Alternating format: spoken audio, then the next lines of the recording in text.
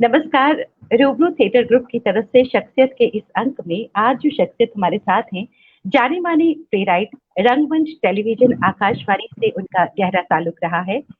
Urdu academy के सचिव रहे हैं। नेशनल स्कूल ऑफ ड्रामा में एज गेस्ट फैकल्टी डिक्शन की क्लासेस लेते रहे हैं। एक बहुत बड़ा नाम थिएटर के फील्ड में। खुशामदीद कहती हूँ अनीस आजमी साहब को। शुक्रिया, खुशामदीद, बहुत बहुत करम आपका, आदाब, नमस्कार। नमस्कार। मैं कोई एक तो मैं पर्सनालिटी नहीं हूँ, बहुत सीधा सारा सा आदमी हूँ और इत्तेफाकन थिएटर से जुड़ा, थिएटर का आदर करता हूँ। थिएटर ने अगर मुझे कुछ थोड़ा बहुत भी अगर मेरी कोई पहचान है तो उसकी वजह मैं कुछ नहीं हूँ, थिएटर ही है। और मुझे बहुत सारे सूफीजन गुरुजन मिले जिन्होंने मुझे बहुत कुछ दिया। बच्चों के साथ मैंने काम किया, उनसे सीख रहा हूँ, आज तक सीख रहा हूँ। तो बहरहाल मैं कोई पर्सनालिटी नहीं हूँ और मुझे इस बात लेकिन ये है कि हाँ कुछ नाटक वाटक जी। मैं सर सबसे पहले तो ये कहूंगी बहुत बहुत शुक्रिया आपका हमारे इस मंच पर आने के लिए। और जहां तक आपने कहा कि मैं कोई शख्सियत नहीं हूँ, सर हर इंसान अपने आप में एक कहानी है और हर इंसान अपने आप में एक शख्सियत है। तो आप थिएटर में इतना कुछ कर रहे हैं और आपका नाटक की अगर हम बात करें, प्ले राइट की बात करें तो आपका बहुत नाम है सर। और जो जैसा कि हमारा आज के शो का हमारा जो शख्सियत का फॉर्मेट होता है कि आजकल जिस तरह से थोड़ा सा मायूसी भरा माहौल है यंग परफॉर्मर्स के लिए, तो जितनी हमारी सेलिब्रिटीज यहाँ आती हैं उनकी जो लाइफ की जर्नी रही है उससे वो थोड़ा कहीं ना कहीं मुतासिर होते हैं और उनको एक इंस्पिरेशन मिलती है, पॉजिटिव एनर्जी मिलती है। तो ये हमारे इस शो का मकसद है। तो बहुत अच्छा मकसद है, बहुत अच्छा। और रूबरू नाम भी बड़ा खूबसूरत है और आपका नाम भी बड़ा खूबसूरत है। काजल तो है ही है। सूरी से मैं बहुत इम्प्रेस हूँ क्योंकि मैंने हिंदुस्तान के इतिहास जो पढ़ा है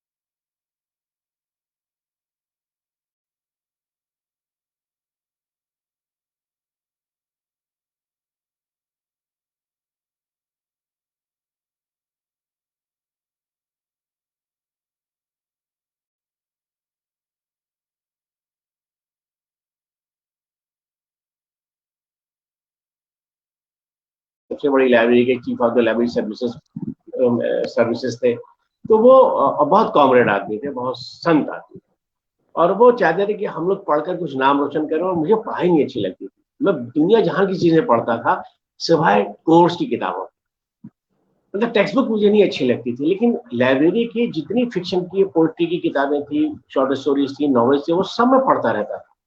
तो और ये बात किसी को नहीं मालूम था कि किताबें इतनी इशू कराता है, ये कोर्स की तो पढ़ता ही नहीं बेवकूफ आदमी। और मेरे हमेशा 40 और 50% के बीच में नंबर आया। मैं इससे ज्यादा नंबर कभी लाने का मैंने सोचा नहीं था और चाहा भी नहीं था और कोशिश भी नहीं थी। तो मैं एक मतलब बहुत एवरेज स्टूडेंट था। तो टीचर्स भी मुझे बहुत एवरेज मानते थे और मेरे साथी भी मानते थे और मैं चूंकि था भी। मेरी नानी के कई पोते पोतियां नवासे नवासियां थी और सब बड़े डायनेमिक थे, पढ़ने में बड़े होशियार थे। तो मेरी नानी ने मुझे पाला था। मैं जब पैदा हुआ मेरी माँ बहुत बीमार हो गई थी, तो मुझे कुछ ज्यादा लाड करती थी। तो मेरी सूरत सबसे मामूली थी सारे बच्चों में। तो मेरी नानी बहुत दुखी होती थी कि तेरी सूरत भी सबसे कमजोर है, तेरा दिमाग भी सबसे कमजोर है, तू करेगा क्या जीवन में। ये बात सुन सुन के मैं बड़ा हुआ और ये मुझे एक ताकत मिली थी कि मुझे नानी की लाज रखने के लिए कुछ करना पड़ेगा। जब मैं ग्रेजुएशन में आया तब मैंने सोचा था। और मुझे टीचर्स बहुत अच्छे मिले, मुझे दोस्त बहुत अच्छे मिले, मुझे पड़ोसी बहुत अच्छे मिले, मुझे अपना परिवार बहुत अच्छा मिला। वो जो स्ट्रेंथ थी उन्होंने मुझे एक ताकत दी और मैं बार बार सवाल करता था। मतलब मैं आईना देखता था, मुझे लगता था मैं इतना मामूली क्यों हूँ। मेरी हाइट, मेरा बिल्ड, मेरा कलर, एक कॉम्प्लेक्स में था मैं। और फिर कॉलेज में आने के बाद मैंने एनसीसी ली और मेरा एक ही ख्वाब था कि मैं फौज में जाना है, मुझे फौज में जाना है। और दिल्ली में 6,500 कैडेट्स थे, उसमें सबसे ज्यादा डिसिप्लिन मुझे कहा गया कि Anees Azmi the most discipline. मेरी जो यूनिफॉर्म थी मतलब उसमें क्रीज ऐसी होती थी कि उसमें आप अमरूद काट सकते हैं। अरे वाह। तलवार की धार की तरह से मेरी पैंट की और शर्ट की मतलब क्रीज हुआ करती थी। और मैंने आर्मी अटैचमेंट कोर्स किया, ये किया वो किया, और सेकंड लेफ्टिनेंट तक की मैंने सफर पूरा कर लिया। उसके बाद जब मैं मेडिकल टेस्ट हुआ उससे पहले, तो पता चला कि I am not fit for the army because I am a colour blind. उससे पहले मुझे नहीं मालूम था कि मैं इतना कलर ब्लाइंड हूँ, और मैं बहुत रोया, बहुत रोया। वो मेरा जिंदगी का पहला दिन था जिस दिन मैं फूट फूट के रोया कि मैं दरवाजे पर आकर अंदर नहीं जा पाया और मुझे भगा दिया गया because I was not fit for the army. तो फिर मुझे कोई और राह ढूंढनी थी। नानी की वही बात कि तू करेगा क्या जिंदगी, सब निकल जाएंगे, तुम नहीं निकल पाओगे। और मैंने मतलब मैं राह ढूंढ ही रहा था कि ये बात 77 की है कि मैंने बहुत कम उम्र में नौकरी कर ली 5 मई को। और 8 मई को मेरे कुछ दोस्त मुझे ऑफिस के बाहर, आईटी पे ऑफिस था, और वो मिले, कॉलेज के दोस्त सारे साथी, तो उसमें मेरा छोटा भाई जलीस भी था। और ये लोग कह रहे हैं चलो हम लोग मंडी हाउस जा रहे हैं, रेलवे लाइन क्रॉस करो, मंडी हाउस आ गया। मैंने कहा मैं क्या करूंगा अब तुम्हारे साथ जाके? यार घर जाके क्या करोगे, चलो, ऑफिस तो बंद हो गया था। और मैं जो है वहाँ उनके साथ साथ गया, और वहाँ श्री राम सेंटर का ऊपर का जो हॉल था बहुत बड़ा सा, वो खाली था, उसमें 2 लोग बैठे हुए थे। और वो लोग जैसे हमारे इंतजार कर रहे थे, हम 10-12 लोग वहाँ जमा हो गए। तो उन्होंने कहा कि चलो रीडिंग करते हैं। तो वो जुलूस की रीडिंग, मिचिल जो भारत सरकार का था बंगला नाटक जुलूस, और वो पहला दिल्ली का ऑर्गेनाइज स्टेट प्ले। और उसकी शुरू हुई थी, एक आदमी नौजवान, बहुत हैंडसम, बड़ा स्मार्ट, कश्मीरी, लंबी नाक उसकी और बड़ी ऊंची आवाज, हल्की सी काली चमकदार दाढ़ी। और वो बड़े रोब से अपना बच्चों को समझा रहे थे, और ये कर रहे थे वो कर रहे थे। तो उन्होंने मुझसे कहा तुम भी पढ़ो। तो मैंने कहा कि साहब मैं तो इनके साथ आया हूँ, मैं तो देखने आया हूँ। कि नहीं नहीं, एक कैरेक्टर नहीं है, एक कैरेक्टर नहीं आया, तो तुम एक रीडिंग कर लो, हिंदी पढ़ लेते हो? मैंने कहा हिंदी पढ़ लेता हूँ। तो मैंने पढ़ा। तो वो 2 लोग थे उसमें जिन्होंने कहा कि पढ़ो, वो एम.के. रैना थे। मैं नहीं जानता था कि एम.के. रैना कौन है। और दूसरे वेद ढींगरा थे जो उनके राइट हैंड। और बाद में इन 2 लोगों ने मिलकर एक बहुत बड़ा दिल्ली का ग्रुप बनाया, प्रयोग, प्रयोग एंड एक्सपेरिमेंटल थिएटर ग्रुप। और ये इमरजेंसी के गुस्से के जवाब में था कि जो कलाकार हैं वो अपनी अभिव्यक्ति जो है, जो कुछ कहना चाहते हैं, उसके लिए एक माध्यम चाहिए। किसी को डांस, किसी को म्यूजिक, किसी को पेंटिंग, किसी को क्रिएटिव राइटिंग। कोई थिएटर वाला है तो थिएटर के माध्यम से अपने गुस्से को इजहार कर सकता है कि जो हो रहा है देश में वो ठीक नहीं है, वो गलत। और एम.के. रैना वो उसके लिए कुछ नौजवान बच्चों को तलाश कर रहे थे। तो उसमें से ये जो रेवड़ आया, तो एक बहुत बड़ी शख्सियत थी इंग्लिश डिपार्टमेंट की, रति बार्थोलोम्यू, प्रोफेसर थी अंग्रेजी की। उन्होंने इन लड़कों को दिल्ली कॉलेज, अगस्टिन कॉलेज के लड़कों को भेजा था कि तुम लोग जाओ एम.के. रैना के साथ। तो हम एम.के. रैना से इत्तेफाकन मिले, ना हमको मिलना था, ना हमारा कोई इरादा था। 2-3 दिन के बाद मैं फिर इस ऑफिस से निकला, इन्होंने फिर पकड़ लिया मुझे, चलो यार। मैंने कहा यार क्या करना है मुझे कहीं? नहीं, चलो चलो चलते हैं, टाइम पास होगा, अच्छा है, तुम बैठो ना। अच्छा, सब दोस्त है, मैं भी चला गया। तो फिर उस दिन भी एक एक्टर इत्तेफाक से मिसिंग था। तो रैना बोले कि यार तुम जिस दिन नहीं आते हो उस दिन गड़बड़ हो जाती है, तो तुम रोल कर लो। मैंने कहा मुझे एक्टिंग वेक्टिंग नहीं आती। तो उन्होंने कहा भाई तुम बस आ जाया करो, सिखा हम देंगे। मुझे भी लगा कि चलो कोई हर्ज नहीं है, शाम को ऑफिस के बाद एक अच्छा एक्टिविटी एक अच्छी हो जाएगी। और मैं इस तरह से जुड़ा। और 1 जून 1977 को एक हिस्टोरिकल प्ले होता है जुलूस, जिसमें 10 एक्टर थे, उसमें से एक मैं था। क्या बात। और वो प्ले होने के बाद इतना अप्रिसिएशन मिला, मतलब हर आदमी एमके को वाह वाह वाह वाह वाह वाह वाह कर रहा था। एमके का बहुत बड़ा कारनामा था, जिस तरह से एमके ने ताना बाना बुना था। पहली बार लोग हैरान होकर देख रहे थे, सड़क के ऊपर, मलबे के ऊपर ये नाटक हो रहा है। जहां बुलडोजर चले थे तुर्कमान गेट पे, उसी जगह पर ये नाटक हुआ था। और वहां पर घोड़ों की पीठ पे लोग खड़े होकर देख रहे हैं, साइकिल पे, मोटरसाइकिल के ऊपर खड़े हुए लोग देख रहे हैं। भीड़ इतनी की मतलब धक्कम धुक्का। और उन लोगों की समझ में कुछ नहीं आ रहा था कि हो क्या रहा है, ये नाटक अगर है तो ऐसे कैसे हो सकता है, खंडहर के ऊपर। और थिएटर के लोग भी थे, पर्सनालिटीज भी कुछ बुलाई गई एमके ने। मैं तो उस झटके में जोश में कर गया। पहले तो बड़े पैर थर थर थर थर कांप रहे थे, पहला जब लाइन बोलनी थी। उसके बाद धीरे धीरे धीरे धीरे तो ये नाटक जब हुआ, तो दूसरे दिन फिर किसी कॉलेज से कॉल आ गई कि साहब हमारे यहाँ नाटक कीजिए। फिर तीसरे दिन कहीं किसी क्लब से आ गई, फिर किसी और जगह से आ गई। ये दिल्ली का पहला नाटक बना जिसके 100 से ज्यादा लगातार शोज हुए। And I became an actor. मुझे पता ही नहीं चला कि ये मेरा जो ट्रेनिंग हो रही है, हर रोज कुछ नया सीख रहा हूँ, हर रोज कॉन्फ्रेंस लेवल, हर रोज इम्प्रोवाइजेशन हम करने लगे थे, हम लोग अपने जोक्स करने लगे थे, हम लोग मतलब बीच में नाटक के बीच में लूज टॉक भी करते थे एक दूसरे एक्टर के साथ। कॉन्फिडेंस जो था वो मतलब खेल हो गया, we were just playing with in the play. और जो इम्प्रोवाइज करते थे हम लोग, हम डॉज देते थे दूसरे एक्टर को, पता नहीं चले कि आज मैं क्या इम्प्रोवाइज कर रहा हूँ, किस वर्ड को कैसे चेंज कर दूंगा, वो पजल नहीं होने पाएगा। और इतनी स्मार्टनेस हमारे अंदर आ गई थी कि हम लोग कैच कर लेते थे और वहीं दूसरा एक्टर उसको इम्प्रोवाइज करके निकलता था। एमके ने एक आध बार डांटा भी कि भाई ये सारा बदमाशी मत करो तुम लोग। बहरहाल वो नाटक जो था वो अपने आप में ऐसा था कि इससे पहले इस तरह के नाटक न लिखा गया था, न किया था। बादल सरकार उसकी 1400 शो कर चुके थे कलकत्ता के अंदर मिचिल नाम से। अमोल पालेकर मराठी के अंदर उसके 800 शो कर चुके थे। और हम लोगों का 100 जब शो हुआ तो हम लोग बहुत घमंड, बड़ा गर्व, ये क्या क्या बात है, वी क्रिएटेड द हिस्ट्री। तो बहुत सारे रिपोर्टर्स आते थे, बहुत सारे इंटरव्यूज होते थे। बात तो एमके से होती थी, लेकिन ये कि हम लोगों को थोड़ी सी लिफ्ट मिल जाती थी। और वो प्ले छपता है, उस प्ले पे मतलब एक साधु को लोगों ने उठा रखा कंधे पे। अब कंधे पे दाएं और बाएं जो लोगों ने आगे उठा रखा है वो मैं था, और इधर उधर मेरा छोटा भाई जलीस था। वो टाइटल पेज पे छपा। और यही जो था उस वक्त सबसे पॉपुलर मैगजीन था, संडे और रविवार। इंग्लिश में संडे, हिंदी में रविवार, कलकत्ता से निकल रहा था। उसके फ्रंट पेज पे ये छपा। मेरा होम टाउन आजमगढ़, मैं मौलवियों का खानदान का तो मेरे दादा को किसी ने कहा कि तुम्हारे पोतों का फोटो छपा है। तो उन्होंने कहा कहाँ छपा है? तो अखबार में भी छपा है, और ये मैगजीन देखो, ये अंग्रेजी की मैगजीन है, कलकत्ता से छपती है, और इस पे देखो ये अनीस है और ये जलीस है। तो उनके लिए क्या कर रहे हैं साधु और ये वो? तो उन्होंने बताया कि नाटक में रोल। तो दादा को इतना शौक लगा कि ये तो नाक कटा दी इन्होंने, घर के बच्चे नचनिया नाचे गाएंगे सड़कों पर, मतलब हम लोग दफाली हो गए, हम लोग ये हो गए मतलब। और उनको बहुत बहुत तकलीफ हुई, बहुत तकलीफ हुई। ये चूंकि अच्छा मेरे पेरेंट्स को मालूम था हम लोग कर रहे हैं। मैं गया, जलीस साथ था, मेरे छोटा भाई जो पीटीआई में काफी बड़ी सीनियर पोजीशन से अभी रिटायर हुए हैं, जर्नलिस्ट थे वो हजरत।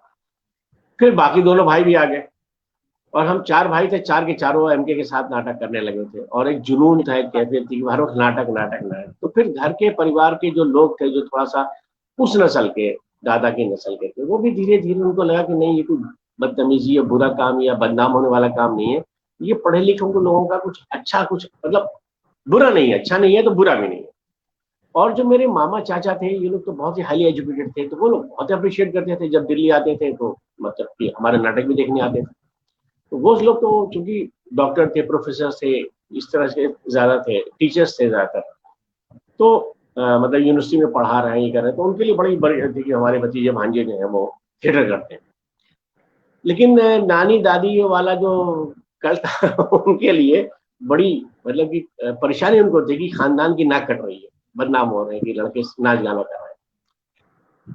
बहरहाल वो चलता रहा चलता रहा चलता रहा। और फिर एमके जो थे वो उस वक्त चूंकि बहुत जोश में, बहुत यंग था, और उनको कुछ लोग ऐसे मिल गए हमारे साथी जिन्होंने मतलब कि ये बता दिया कि हम बहुत सक्षम हैं और कोई भी नाटक होगा हम कर सकते हैं। तो एमके ने बड़े रेवोल्यूशनरी नाटक करने शुरू किए, और ऐसे ऐसे नाटक किए।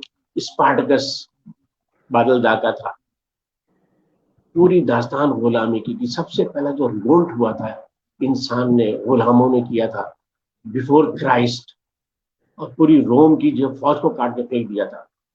तो जब जुल्म बहुत होगा तो इंसान बर्दाश्त नहीं करेगा। तो गवर्नमेंट को सोचना चाहिए कि आप कितना जुल्म कर सकते हो, इतना मत करो कि आदमी जो है रिवोल्ट कर जाए। और बिफोर क्राइस्ट निहत थे गुलामों ने स्पार्टकस की निगरानी में इतना बड़ा रिवोल्ट कर दिया था। तो वो जब स्पार्टकस हुआ तो काफी मंथन हम लोगों के बीच में हुआ, और बहुत मैच्योर एक्टर्स भी हमारे साथ, मतलब सब नए थे। और इसमें देखिए सुधीर मिश्रा थे, सुधांशु मिश्रा थे जो बहुत बड़े फिल्म मेकर डायरेक्टर आज हैं, विनोद दुआ थे, मनोहर खुशलानी जिनका बात मैं करूँ वो थे, और आदिल राणा एक एक्टर था, मेरा छोटा भाई, दोनों भाई भी थे, और महेश बादल इसमें काफी मशहूर हुए, वो थे इसके अंदर। और मतलब बहुत सारे लोग इस तरह के थे। वीरेंद्र सक्सेना, वीरू फिल्म एक्टर जो है वो, तो इस तरह से बहुत से लोग आए और आके, और मतलब इसमें बेशतर वो लोग थे जिनके जीवन का जुलूस पहला नाटक, और हमारी सबकी बुनियाद यहाँ से पड़ी, और इसके साथ ही हम लोग एक्टर कहलाने लगे और अखबारों में इधर उधर रिव्यूज आने लगे और हम लोगों के नाम छपने लगे। तो बहुत बड़ी बात थी हम लोगों के लिए, बच्चों के लिए। उस वक्त हम बच्चे थे, किसी की शादी नहीं हुई थी, किसी की एंगेजमेंट में नहीं हुई थी, हम सब स्टूडेंट थे। और एक वर्क फोर्स जो है एमपीओ को मिला, ये बहुत ही अच्छी फैमिली के, हाईली एजुकेटेड फैमिली के कमिटेड बच्चे हैं। अच्छा, उस वक्त थिएटर में कोई लालच नहीं थी, ना हम में से किसी के पास मोटरसाइकिल थी कि पेट्रोल डलवाना होता, ना किसी के पास मोबाइल था कि इसको चार्ज कराने के लिए पैसा चाहिए होता था। चाय एक आधी थी, आधी आधी करके पिया करते थे और बड़े खुश हो जाते थे। एक सिगरेट जलाता था, सब मांगते थे, ला यार एक कप दे, एक कप दे। वो प्यारी दोस्ती थी, वो दिन थे कि हम लोग एक दूसरे पर निर्भर थे, एक दूसरे को निर्भर करके अच्छा महसूस करते थे, एक सिगरेट के लिए, एक चाय के लिए। और समोसा वगैरह जिस दिन मिलता था उस दिन बड़ा लकी फील करते थे। ये वो सादगी थी थिएटर की, मैं कह रहा हूँ, आज वो नहीं है। आज उस चीज को हम, अच्छा हमारे नाटक जब होता प्रोसेनियर में हम लोग करते थे, तो न जाने कहाँ से बहुत से लोग आ जाते थे जो लोगों को मतलब वॉलंटियर बनते थे, अशरिंग कर रहे हैं, टिकट बेच रहे हैं, या खड़े हुए बाहर बोर्ड लेकर कि नाटक टिकट लेकर देखिए। क्या वी के बात, शर्मा, क्या एन बात। के जी, हाँ, ये आम मतलब मैं 77 78 की बात कर रहा हूँ। इस तरह के लोग वॉलंटियर्स बन के आया करते थे, आज आपको नहीं मिलेंगे। नहीं, लोग नहीं। इतने सेल्फिश हो गए हैं, मैं सेल्फिश हो गया, सब सेल्फिश हो गए। तो वो सब चीजें बहुत तेजी से बदल कर हम लोग कमर्शलाइज, मतलब एक तरह से हमने अपने आप को कर लिया। तो नाटक के बाद नाटक, नाटक के बाद नाटक होते चले गए, और हम लोगों ने बहुत ही सोशली कमिटेड।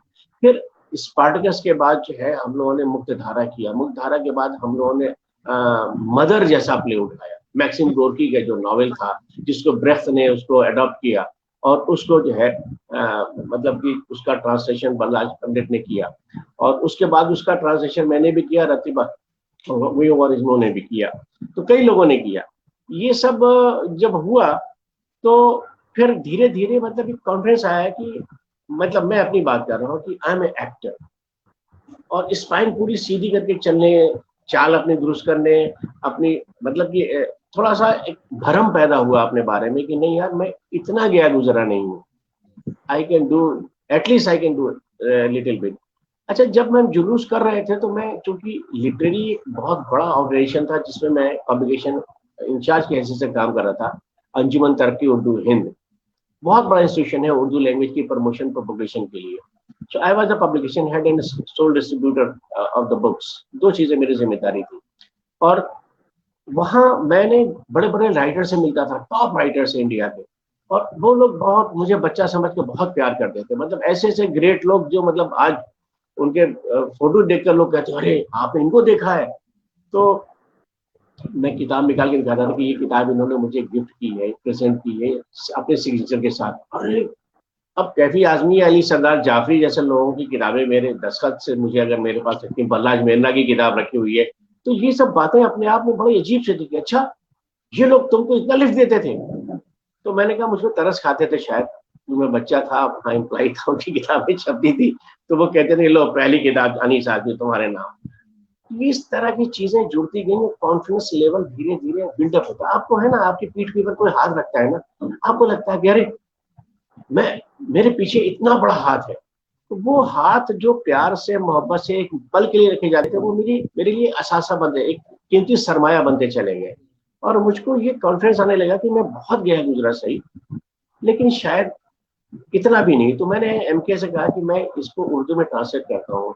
उर्दू दुनिया को पता ही नहीं कि वही लैला मजनू, शहजादा शहजादी, शीरी फरहाद, वही नाटक अभी तक सोचे जा रहे हैं, या गालिब पे, मीर पे, मोमिन पे, दाग पे। मैंने कहा कि नहीं, कुछ अलग हटके होना चाहिए। और जुलूस का मैं ट्रांसलेशन करके, मैंने ट्रांसलेशन 3 दिन में कर दिया उसका, क्योंकि उसमें कुछ था ही नहीं, इतना सिंपल था, बोलचाल की भाषा थी।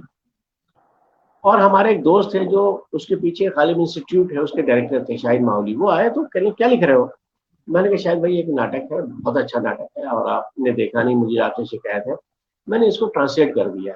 अच्छा मुझे दो पढ़ने को, वो लेके चले गए। मैंने कहा अरे फर्स्ट ड्राफ्टिंग है, उसको मैं फेयर करना है। कहला नहीं ठीक है मैं पढ़ लूंगा। और 2-2.5 महीने के बाद मुझे ख्याल आया, मैंने कहा शाहिद भाई वो नाटक मैंने आपको दिया था जुलूस, अरे हाँ हाँ हाँ वो मैंने थोड़ा पढ़ा भूल गया, तुमको 10 दिन के बाद लौटाऊंगा। मैंने कहा नहीं नहीं मुझे दीजिए, फेयर करना है। और मैं किसी पब्लिशर को ढूंढ रहा था कि हिम्मत जुटा रहा था कि कोई मुझे छापना चाहेगा क्या या क्या होगा, क्योंकि मुझे छापने के लिए कोई पब्लिशर क्यों तैयार होगा। तो शाहिद माहौली ने कहा कि 1 हफ्ता तो दो मुझे और दो। 1 हफ्ते के बाद मेरी मेज पे, मैं बाहर गया हुआ था, आया तो 5-10 कार्ड रखे हुए थे, इन्विटेशन कार्ड। तो उसमें 5 किताबों का मतलब विमोचन जिसे कहते हैं, बुक रिलीज फंक्शन था। तो उसमें पहली किताब प्रोफेसर सादिक साहब की थी, नई नज्म नए दस्तखत। दूसरी किताब प्रोफेसर अतीकुल्ला की थी, नई अफसाना नए दस्तखत। तीसरी शाहिद माहौली की थी, चौथी किसी और प्रोफेसर की थी, 5वां जुलूस था। क्या बात। ये क्या, ये देखिए ये सब चीजें इंसान को ऊपर वाला कुछ, मैंने कहा ना पीठ पर हाथ, मैं लकी था कि मुझे बहुत से लोगों ने पीठ पे हाथ रखा। तो मैंने कहा शाहिद भाई ये क्या, बोले अपनी अम्मी अब्बू के साथ आ जाना और शाम को 6:30 बजे रिलीज है और फलां साहब के हाथों से रिलीज होगा, और तुम्हारी किताब यार वो ड्रामा उसको रफ और खुरदुरा ही अच्छा है, उसको फेयर करके खूबसूरत जबान नहीं करनी थी, तुम्हारे जो खुरदुरी जबान लिखी है ना, इतना खुरदुरा सब्जेक्ट खुरदुरी जबान में ही अच्छा लगता है, और तुम बुरा नहीं मानोगे जब छप जाएगी किताब। और आई वॉज सो लकी कि 1 महीने के बाद शाहिद माधवन ने कहा कि 500 की 500 किताबें बिक गई। तो एक बच्चा जिसकी कोई पहचान नहीं, नाम मेरा नहीं था, नाम था बादल सरकार का। अनीस आजमी कोई चीज दिल्ली में नहीं था, लेकिन बादल सरकार को उर्दू वालों ने नाम सुना था, पढ़ा नहीं था। पहली किताब बादल सरकार की, पहला नाटक छपा और बादल सरकार के नाम पे बेचा। खुश मैं हुआ कि अनीस आजमी की किताब बिक गई। ये बाद में मुझे पता चला कि अनीस की किताब तुम्हारे नहीं थी, ये बादल दादी की किताब। फिर मैंने स्पार्टकस किया उसके 1 साल बाद। उसके बाद कैफी आजमी साहब बहुत मोहब्बत करते थे मुझसे, कहने लगे तुम भी ये नाटक लिखते हो बच्चों के, और मैं काफी बच्चों के थिएटर वेटर करने लगा था, और ये सब कर रहे हो तुम, मेरे कहने से मदर को करो। मैंने कहा कि अच्छा। फिर मदर, हम लोग रीडिंग कर ही रहे थे, उनसे बात हुई थी कि आजकल एम के रैना जो है वो मदर कर रहे हैं। हम लोग अरे कल यार ग्रेट यार ये है वो है, रैना से कहना कि उसको जो है मुझे भी खिदमत कुछ मौका मिले तो मैं हाजिर हूँ। तो जब वो नाटक स्टेज हो गया तो मैंने उसको पढ़ा, मतलब कि ट्रांसलेशन के एतबार से किस तरह से उसमें कई रोल करता था, और वो बहुत जबरदस्त नाटक था अपने आप में, क्योंकि एमके नहीं किया बार बार, और तो किसी ने किया नहीं उसको, कब से ट्रांसलेट हुआ पड़ा था वो पलाश पंडित का, लेकिन किसी ने कर नहीं पाया, इतना मुश्किल नाटक। क्योंकि प्लाजिया वलासोवा जो लीड कैरेक्टर है माँ, वो बहुत मुश्किल था, बहुत मुश्किल। तो मधु मालती मेहता उसमें माँ के रोल के लिए चुनी गई, जो रंजीत कपूर की वाइफ।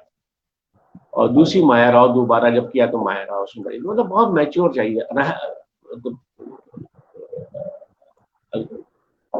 बॉम्बे में महाराष्ट्र के अंदर जो है वो भी मतलब कि बहुत सीनियर एक्टर्स ही उसको कर पाते थे। रोहिणी हथंगड़ी उसको करती थी महाराष्ट्र में, बॉम्बे के अंदर, और कहीं ये हो नहीं पाया। बंगाल में तो होता था काफी सारे, तो वहाँ तो बड़े एक्टर थे, एक्ट्रेसेस थी, उन्होंने कर लिया था।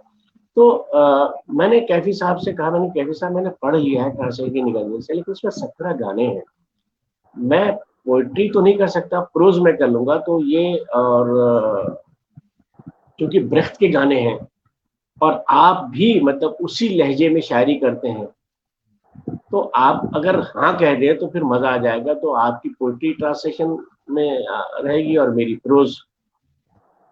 बोले मेरी तबीयत कुछ गड़बड़ है, मैं अमेरिका जा रहा हूँ 2 महीने के लिए इलाज के लिए, तो मुझे सारे गाने दे दो, आम सीधी सीधी प्रोज में लिखकर दे दो, तो मैं उसको कर दूंगा और मैं अमेरिका में करूंगा। तो मैंने कहा कैफी साहब एक हिस्ट्री है, मैक्सिम गोर्की चंदा मांगने के लिए कम्युनिस्ट मूवमेंट के लिए अमेरिका गए थे, और उन्होंने वहां ये नावल लिखा था माँ।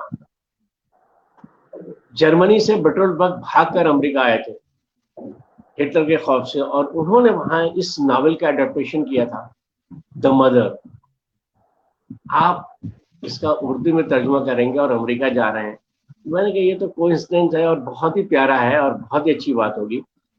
तो इस तरह से कैफी साहब उसको लेके गए, लेकिन आई एम सो अनलकी कि कैफी साहब की चिट्ठी आई कि मैंने तुम्हारा तर्जुमा कर लिया, तुमने मेरा काम किया कि नहीं किया, मैंने तुम्हारा काम कर दिया है। तो मैंने कहा मैंने भी 80% काम कर लिया है, 20% आप आएंगे तो आपको तब तक मैं कर लूंगा।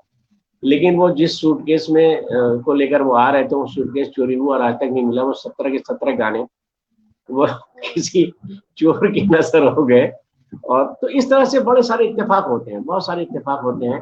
और हाँ, अब मैं आपको बताना चाहूंगा कि मैं इसके दरमियान दूसरा मेरा ऑफिस चेंज होता है 7 साढ़े 7 साल अंजुमन तरक्की हिंद में काम करने के बाद, और मैं उर्दू एकेडमी दिल्ली में आता हूँ। और वो एक ट्रस्ट था उर्दू लैंग्वेज की प्रमोशन के लिए। ये गवर्नमेंट ऑफ दिल्ली का एक ऑफिस था जिसमें बहुत सारी एकेडमीज थी, Hindi academy, Punjabi academy, Sindhi academy, Bhojpuri academy, Sanskrit academy, साहित्य कला परिषद, उर्दू एकेडमी।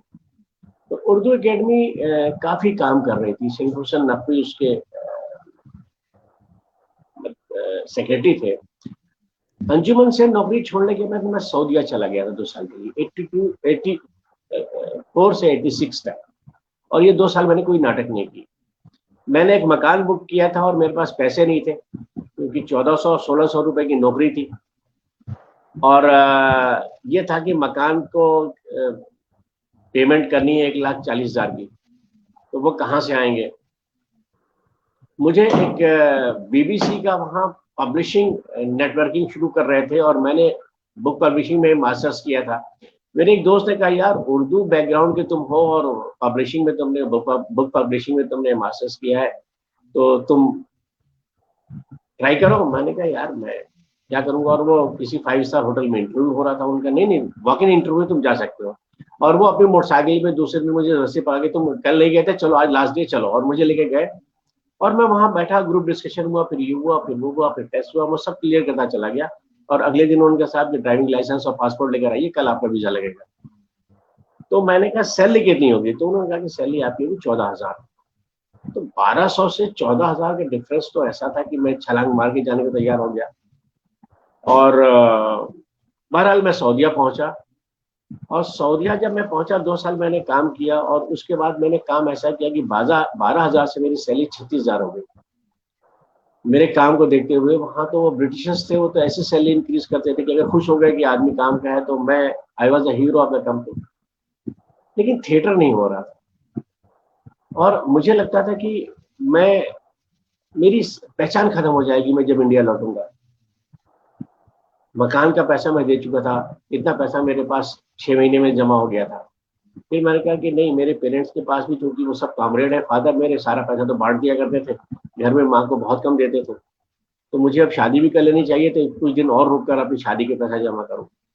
तो बहरहाल मैं कुछ दिन सऊदीया 2 साल रखा, ये 2 काम मैंने किए। और मैं वापस आया कि मेरी मतलब कि थिएटर और मेरी जो अपनी पसंद है, मेरे पसंद के काम है, वो वहाँ अरब शेखों के साथ रोज झुंझलाता था, झगड़ता था। बहुत तकलीफ में था मैं कि वो लोग किसी बात को मानते नहीं थे। वो इतनी सुपरमेसी, उनके अंदर सुपीरियरिटी कॉम्प्लेक्स था, और हमको इतना थर्ड ग्रेड वो लोग समझते थे। ये नया नया पैसा उनके हाथ लगा था, तो मुझे रोज तकलीफ होती थी, बहुत तकलीफ होती थी। तो बहरहाल मैं जब वापस आया तो मैं 38,000 की नौकरी रिजाइन करके आया था। और यहाँ आया, उर्दू अकेडमी के सेक्रेटरी से मिला तो उन्होंने कहा आपको 1,000 रुपये महीना मिलेगा। मैं कहा मुझे मंजूर। और मैंने 1,000 की नौकरी शुरू की।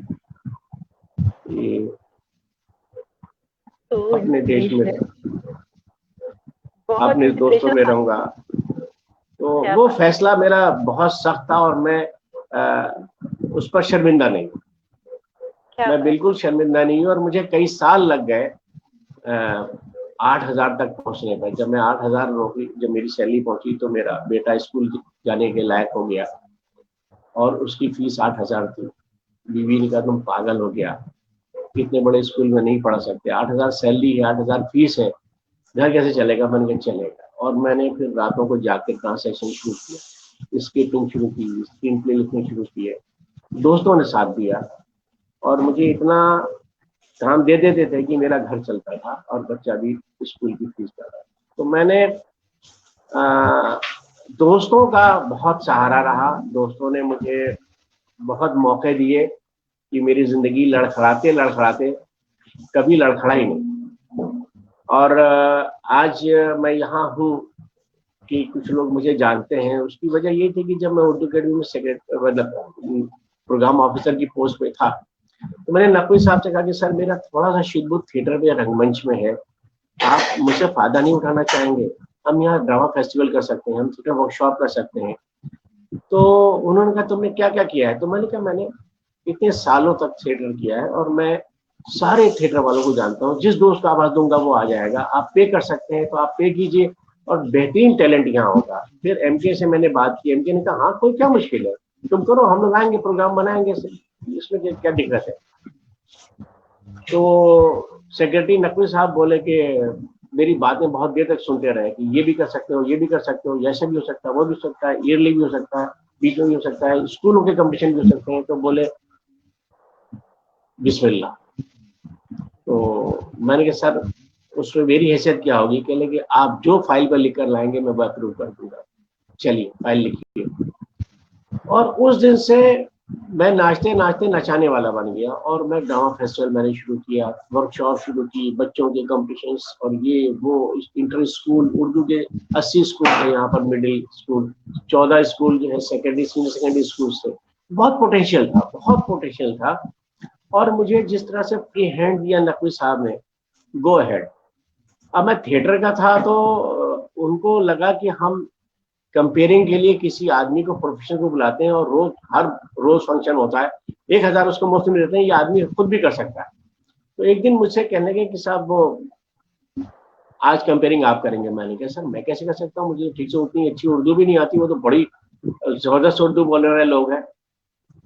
तो उन्होंने कहा जो गलती करेंगे वो मेरी होगी, जो तारीफ होगी वो आपकी होगी, और अभी आप जाइए माइक संभालिए। तो मैंने सर मुझे तो अभी नहीं, अगले प्रोग्राम से दे दीजिएगा। उन्होंने कहा नहीं अभी ये प्रोग्राम आप कंडक्ट करेंगे। और बहुत बड़े बड़े राइटर्स थे, बहुत बड़े बड़े राइटर्स थे गालिब एकेडमी में, और सालेह अहमद हुसैन की उसमें प्रोग्राम हो रहा था। उर्दू हैदर ज्ञानपीठ अवार्डी वहां बैठे थे, शमशेर फारूकी बैठे थे, श्री मानवी साहब, मतलब ऐसे ऐसे दिग्गज।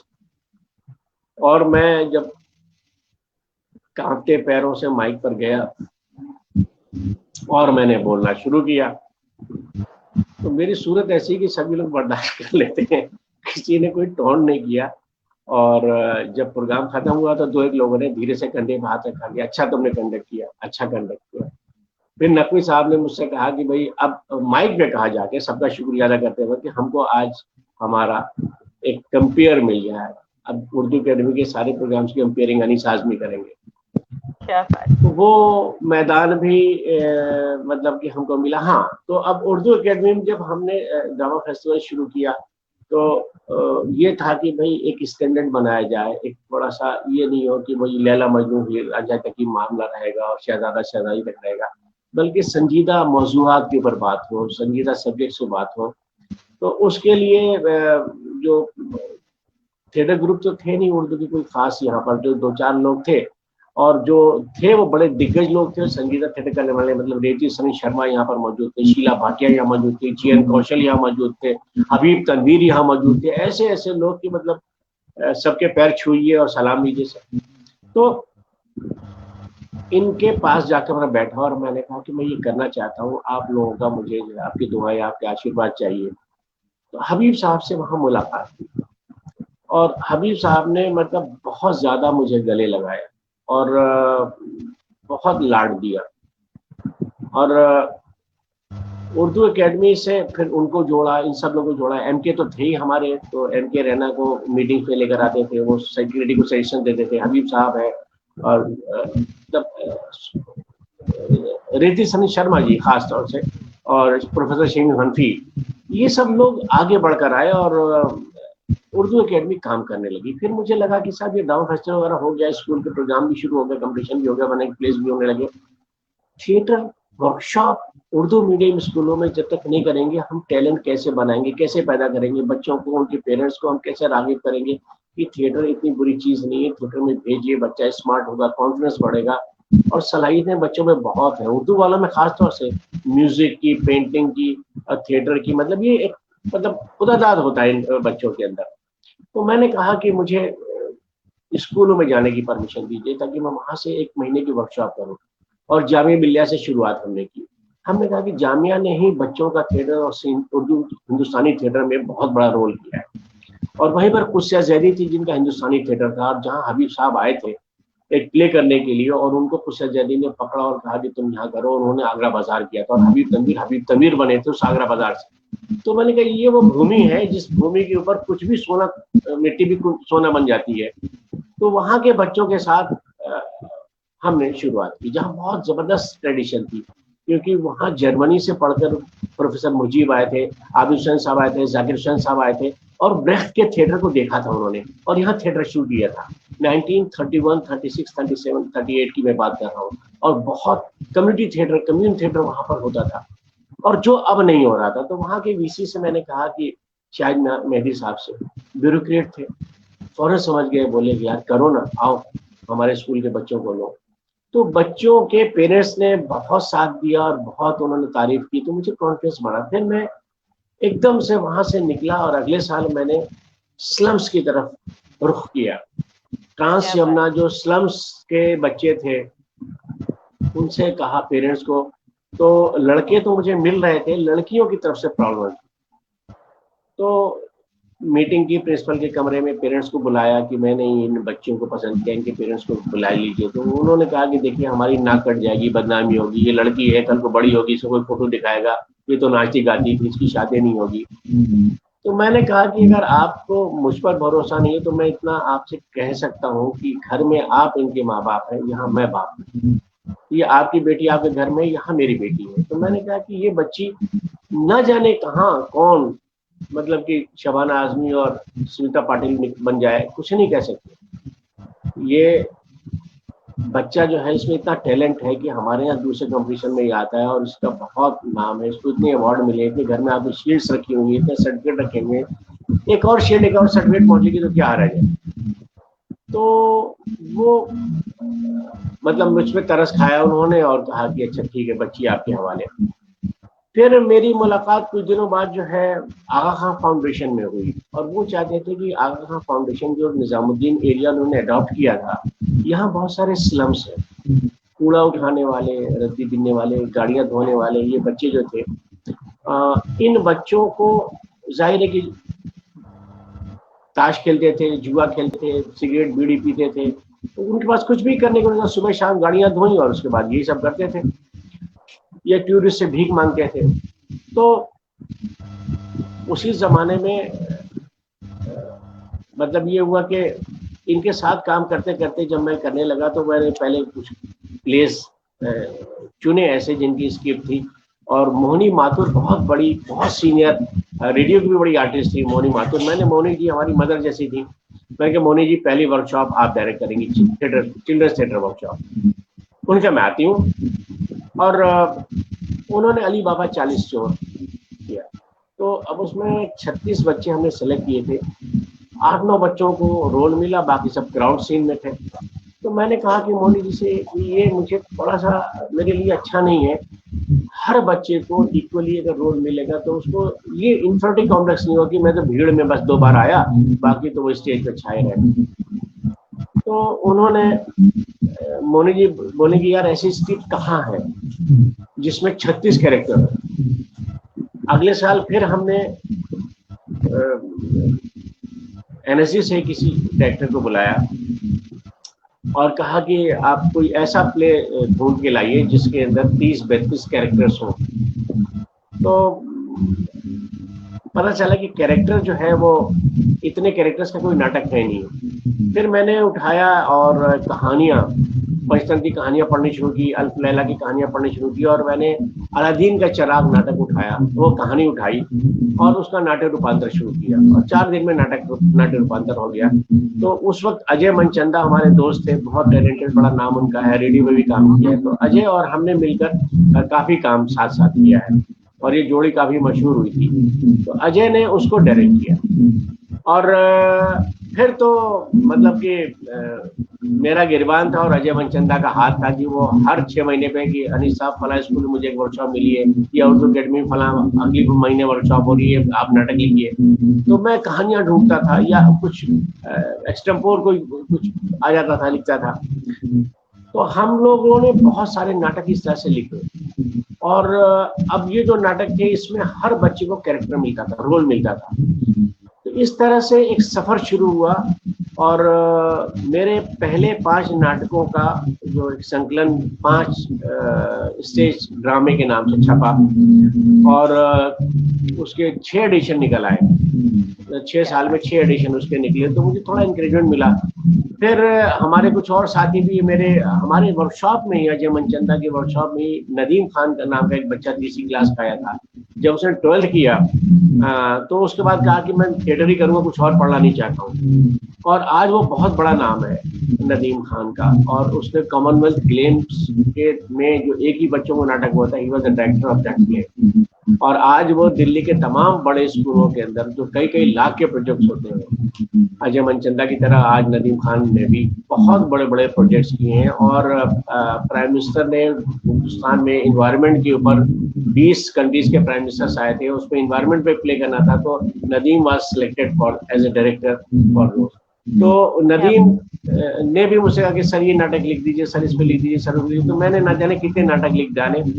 तो ये एक सिलसिला शुरू हुआ और फिर नदीम आया कि सर मैं फला स्कूल में काम कर रहा हूँ और प्रिंसिपल ये चाहते हैं कि 750 बच्चे हमारे स्कूल के हैं और मतलब क्लास 4 एंड अबव वो सारे बच्चे स्टेज पर आएंगे, तो ऐसा नाटक लिखिए जिसमें 750 बच्चे रोल कर सके। मैंने कितना बड़ा स्टेज कहाँ से लाओगे?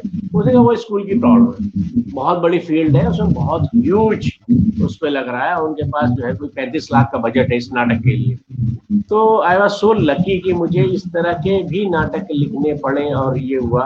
और ऐसे ही एक बार डीपीएस में पूरे दिल्ली पब्लिक स्कूल जितने भी इंटरनेशनल नेशनल हैं उन सब की एक मीटिंग हुई थी। यहाँ पे 2 महीने की वर्कशॉप हुई थी, 1.5 महीने की दिल्ली में। उसमें दुबई और सिंगापुर और मस्कत के भी स्कूल्स थे और भोपाल और कश्मीर और श्रीनगर और मद्रास और सारे डीपीएस के टीचर्स और प्रिंसिपल्स की मीटिंग थी। तो वहाँ एक मीटिंग में एक बात निकली कि साहब हमारे पास जो टैलेंट है हम बच्चों को देते हैं, बच्चों के टैलेंट को बढ़ाते हैं, लेकिन हमारे अपने टैलेंट के लिए कोई स्टेज नहीं है। मतलब दिस इज अनजस्टिस। हम स्पोर्ट्स के अंदर हैं, हम जो है स्पीकर इतने अच्छे हो सकते हैं, हम डांसर भी हैं, हम पेंटर भी हैं, हम म्यूजिशियन भी हैं, हम सिंगर भी हैं। हमारे टैलेंट के लिए स्टेज नहीं है, सिर्फ बच्चों के लिए होता है। और हमको बच्चे समझते हैं कि ये तो सिर्फ बकबक करते हैं, क्लास में टीचर ही हैं, लेकिन उनको ये पता चला है कि मैम ये सर जो है बहुत से सिंगर भी हैं, बहुत से डांसर भी हैं, बहुत से पेंटर भी हैं, एक्टर भी हैं। तो उसमें सबसे ज्यादा वोट पड़े थिएटर के लिए। तो प्रिंसिपल ने मुझे बुलाया डीपीएस में, कहा कि अनीस साहब कोई ऐसा प्ले लिखिए जिसमें मेरे टीचर्स एक्ट करें। तो मैंने वहां टीचर्स के साथ 3-4 घंटे बातचीत की और बहुत पर्सनल सवाल किए कि आपकी एक जिंदगी घर में है, एक जिंदगी स्कूल में है। आप बहुत बड़े स्कूल की टीचर हैं, डीपीएस माना हुआ स्कूल है। पेरेंट्स जो बहुत हाई फाई होते हैं, कोई मेजर जनरल है, कोई एम्स का डॉक्टर है, कोई जो है आईएएस ऑफिसर है, ये आपसे बहुत डर के दब के बात करते हैं because you are the teacher of their kids. क्या घर में आपके बच्चे, आपके हस्बैंड आपको वो रिगार्ड देते हैं जो आपके स्कूल के बच्चों के पेरेंट्स देते हैं? तो उनका नो, हम तो वहां वी आर जस्ट वेजिटेबल्स। कई टीचर्स ने रीड किया बुरी तरह से कि हमारे हस्बैंड को पता ही नहीं कि हम इतने इंपॉर्टेंट टीचर हैं, स्कूल में हमारे इतना रिगार्ड रिस्पेक्ट है। मैंने इस चीज को गांठ बांधा और जिंदगी के रंग नाम का एक नाटक लिखा इस सब्जेक्ट को लेकर कि टीचर घर के अंदर she is just a mother, she is a wife, उसको किचन में पूरा टाइम देना है, उसको वॉशिंग मशीन पे भी खड़े होना है, उसको प्रेस भी करना है, डजंट मैटर कि she is a ideal teacher of that reputed school. और वो नाटक हुआ।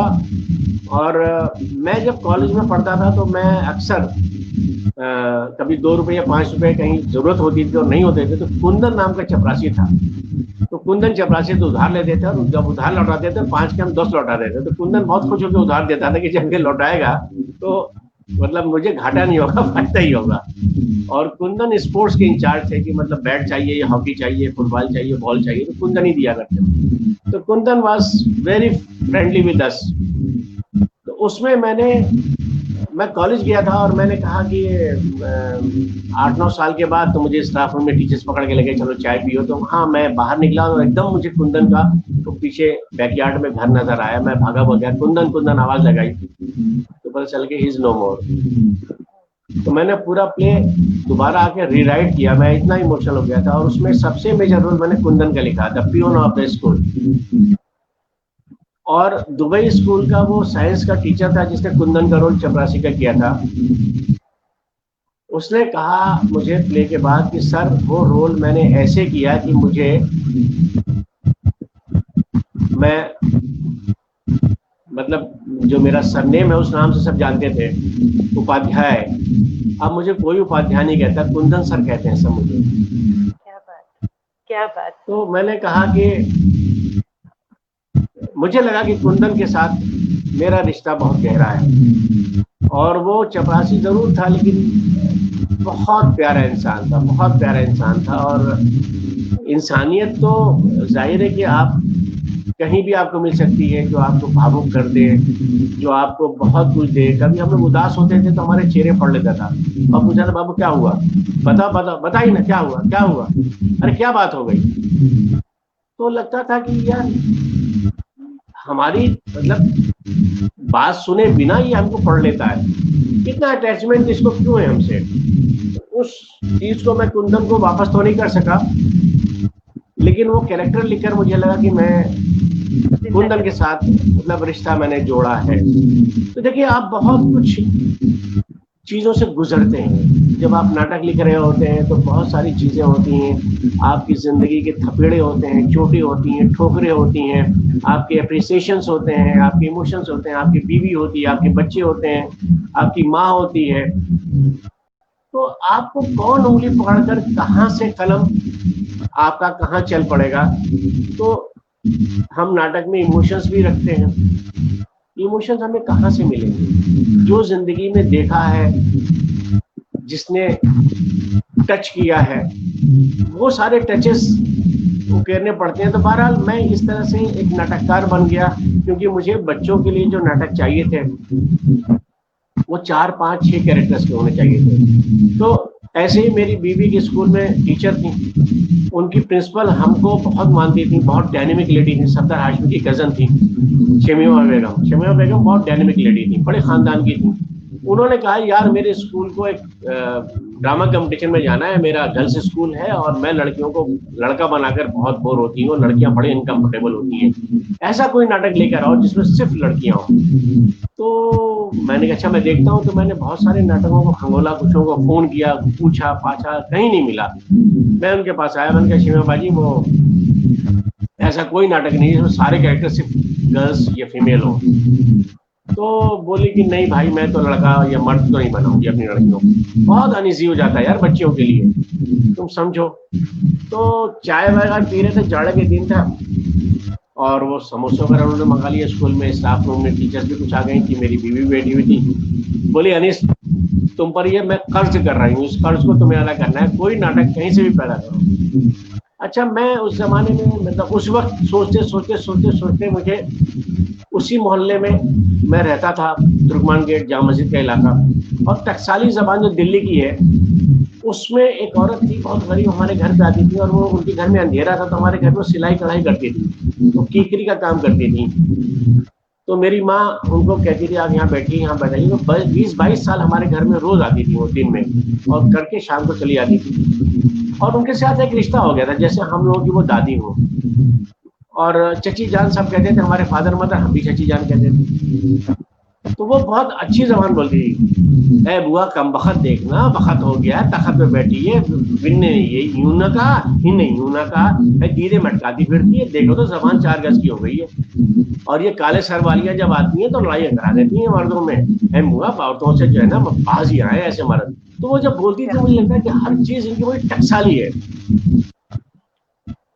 जाने मैं क्या कह रही हूँ, जाने तुम क्या समझ रहे हो। भाई मैंने यूं नहीं की थी, यूं गई थी। और वो लफ्ज को जैसे कि कोई आदमी है बात कर रहा है, अरे वो मर्दों की बातों में ना हो, कम हाथ मारे बड़े खप्ती होते हैं। तो मुझे बड़ा मजा आता था, मैं उसकी जबान को रोज सोचता था कि कैसे हैं कैसे हैं। तो चची जान नहीं थी जब ये बात हो रही थी, उनकी कुछ दिन पहले डेथ हो गई थी। और मुझे लगा कि इस घर स्कूल के पीछे उनका घर था। मैंने शमीम भाई का कहा, शमीम भाई जी कुछ टीचर्स को या कुछ सीनियर बच्चों को बुला दीजिए, मैं अभी डिक्टेट करूंगा, अभी वो नाटक लिखा जाएगा। उन्होंने कहा कि पागल हुए, ऐसे नाटक लिखा जाता है। मैंने कहा मेरे ऊपर जब कैफियत तारी होती है तो ऐसे लिखा जाता है। और उन्होंने बुलाया। मैंने कहा इसमें शर्त है उस कंपटीशन की कि नाटक आधे घंटे का होगा और 7 कैरेक्टर्स होंगे, 7 से 8 नहीं हो सकते। तो 7 कैरेक्टर्स का एक नाटक हुआ। तो चची जान, उनकी बेटी, उस बेटी की 3 बेटियां, एक उनकी जो है वो बहू, और एक घर में काम करने वाली धोबन, कपड़े धोने आती है। तो वो इस तरह से मैंने 7 कैरेक्टर, 7 के 7 फीमेल, और आधे घंटे का उन्होंने कहा कि नाटक होगा, ये आधे घंटे की शर्त है और 7 कैरेक्टर शर्त है। और मैंने वो नाटक बोलना शुरू किया, इसका रोल, इसका रोल, इसका रोल, इसका रोल, ऐसे मैंने बांट दिया था। और वो लड़कियों के खिलाफ की पढ़ाई की, इनकी तालीम नहीं जाएगी, दुनिया दूसरे घर जाएंगी, हंडिया का काम, कपड़ा सिलने का काम, ये सब आना चाहिए। पढ़ना लिखा क्या होगा, पढ़ाई लिखा से क्या होता है, मियाँ की खिदमत करनी होती है, अच्छा खाना पकाना होता है, अच्छे कपड़े सिलने होते हैं, औरत के ये जेवर है। और इसी ये कहते कहते वो मर गई थी। और उनकी नवासी थी जो कहती थी मुझे पढ़ना है, तो डांट पड़ती थी उसको, क्या करेगी पढ़ के, पागल हो गई है क्या, देख बड़ी बड़ी पढ़ी हुई है, तलाकें हो रही है, जो पढ़ लिया था उसका तलाक हो जाता। तो वो अजीब साइकी थी, बच्चियां डर जाती थी।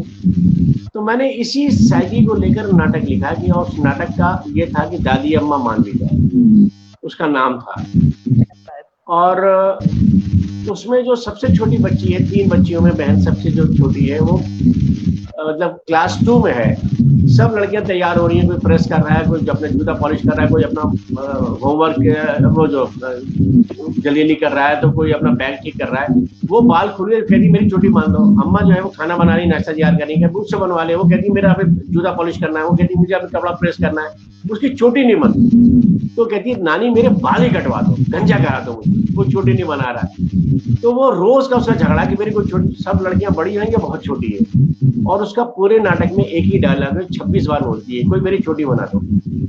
हर बार नए तरीके से बोलती है, नए मीनिंग के साथ बोलती है। क्योंकि ओवरटेक सिंह में जो मंटो ने लिखा था, ऊपर दी गड़बड़ दी एनएसी बेध्याना दी मूंग की दाल अब लालटेन, मैंने कहा कि हर बार नए मूड में होता, नया मीनिंग के साथ आता है। वो उस कैरेक्टर को मैंने कोई मेरी छोटी बना दो, वो बहुत कॉमिक रिलीफ हिट होता है। आखिर में वो नानी उससे कहती कि इधर आ, और वो कहती कि ये बच्चियां स्कूल जा रही हैं, बर्बाद हो जाएंगी। बहू से कहती कि इनका बंद करा दो, अच्छे रिश्ते नहीं आएंगे कि लड़की पढ़े लिखी, इसका दिमाग खराब हो गया है, हम शादी, हमें बहू ऐसी चाहिए, सीधी शादी हो।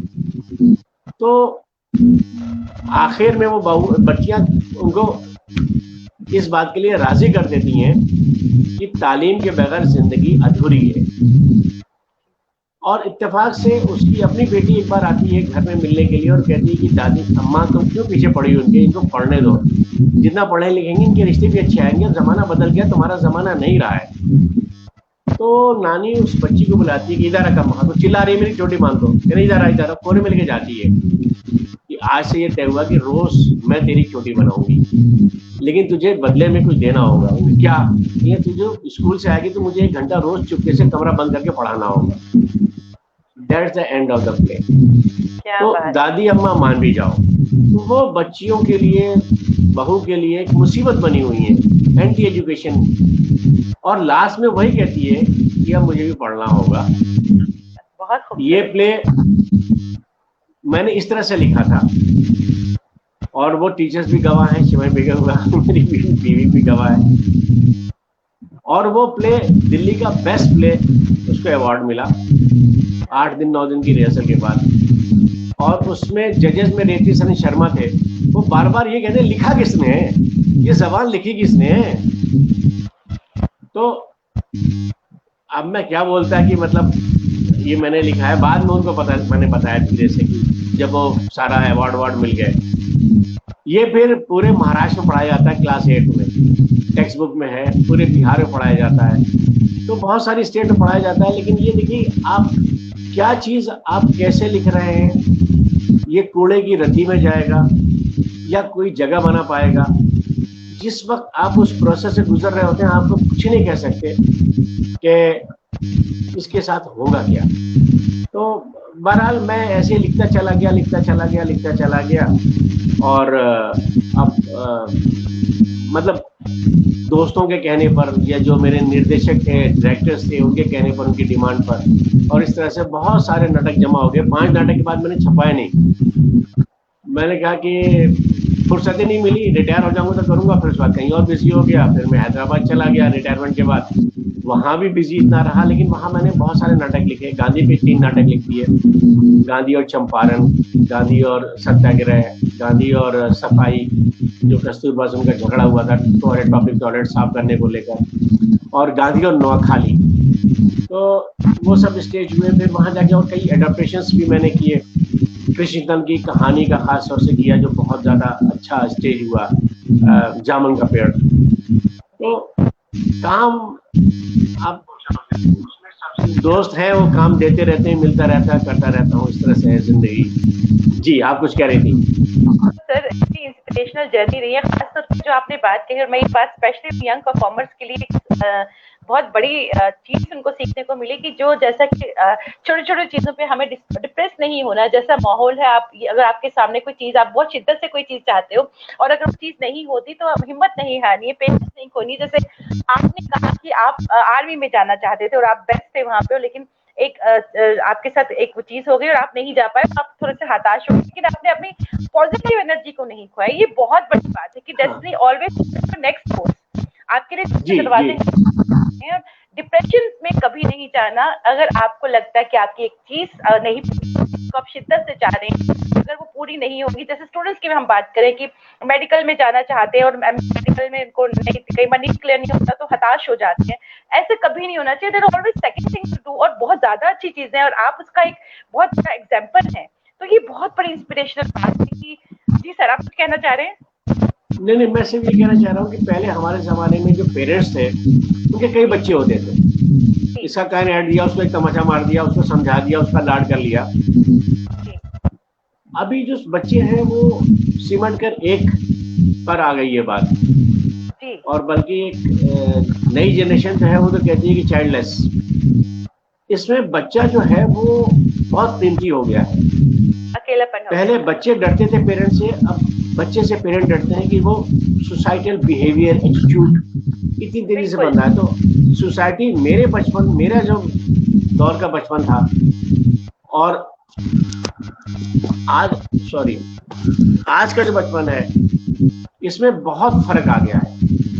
हमारे जमाने में हम इतना ज्यादा इनसिक्योर नहीं चाहिए, उसको एक अच्छे माहौल के अंदर, एक हेल्दी एटमॉस्फेयर के अंदर एक क्रिएटिव इंसान बनने की गुंजाइश हमने छीन ली है।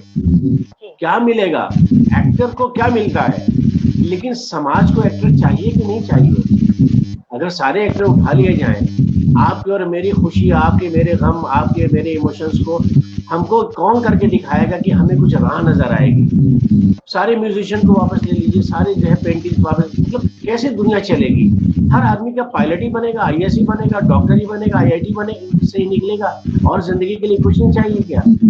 मतलब अभी इस तरह की जो सोच है वो बहुत खतरनाक है।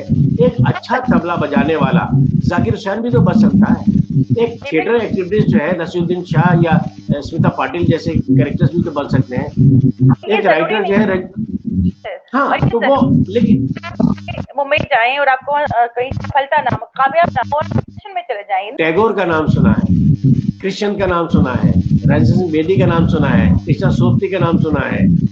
इनका पढ़ा क्या है? नहीं पढ़ा। सिर्फ नाम सुनकर ही बच्चे स्कूल से कॉलेज में आ गए हैं। आप क्या काम करेंगे? किस तरह से आप उनसे थिएटर की बात करेंगे?